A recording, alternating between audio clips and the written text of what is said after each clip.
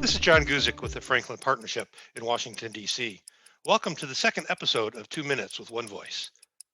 This is a pivotal week in Washington for the Joe Biden administration's agenda. While much of the media attention is going to focus on the impeachment trial of former President Donald Trump, the real work in Washington is being done by the 9 House committees that are crafting President Biden's $1.9 trillion coronavirus stimulus package. What do we expect to see in this package? $1,400 direct payments for single filers, $2,800 for joint filers, with an additional $1,400 for children under 17. This benefit will phase out for single filers earning over $75,000 and $150,000 for joint filers. We also expect to see additional enhanced unemployment benefits, money for schools, state and local governments. We hope to see additional money for the very successful PPP program and the EIDL program at the Department of Commerce, and perhaps a minimum wage. There are some in Washington who were hopeful, especially at the end of last week after the 10 moderate Republican senators went to the White House to meet with Joe Biden. But in the end, a bipartisan solution wasn't to be had. Both parties were too far apart to come to a resolution. So the Democrats are pursuing a go-it-alone approach. They're hoping to take the bill to the House floor the week of February 22nd, giving the Senate time to craft their version of a stimulus bill after the impeachment trial to be voted on prior to the expiration of extended unemployment benefits on March 14th.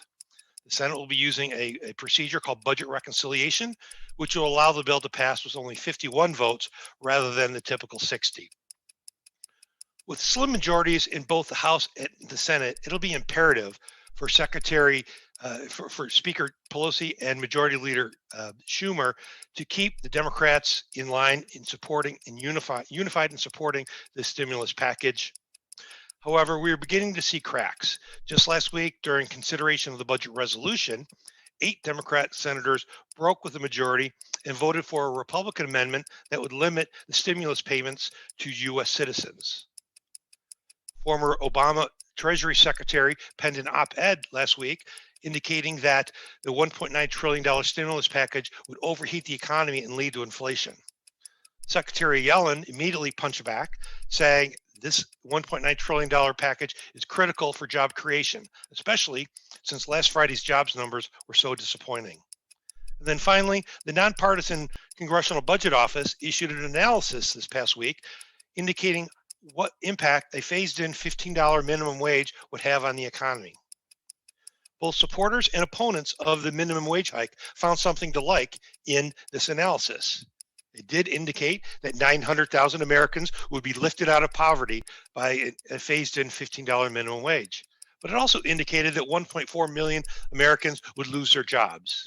And it would increase the budget deficit by $54 billion over 10 years. That revenue loss will be critically important in determining whether this provision will be included in the stimulus package moving forward. Stay tuned. If you recall, at the end of last year, we were successful in lobbying for a second PPP draw. Well, the second PPP loan program is up and running. Those manufacturers who are interested in applying should apply now. The program is set to expire on March 31. Who's eligible? Those who have exhausted their first PPP loan, those with under 300 employees, and can demonstrate at least a 25% revenue loss from the same quarter in 2019 as in 2020. Thank you for listening to 2 Minutes with One Voice.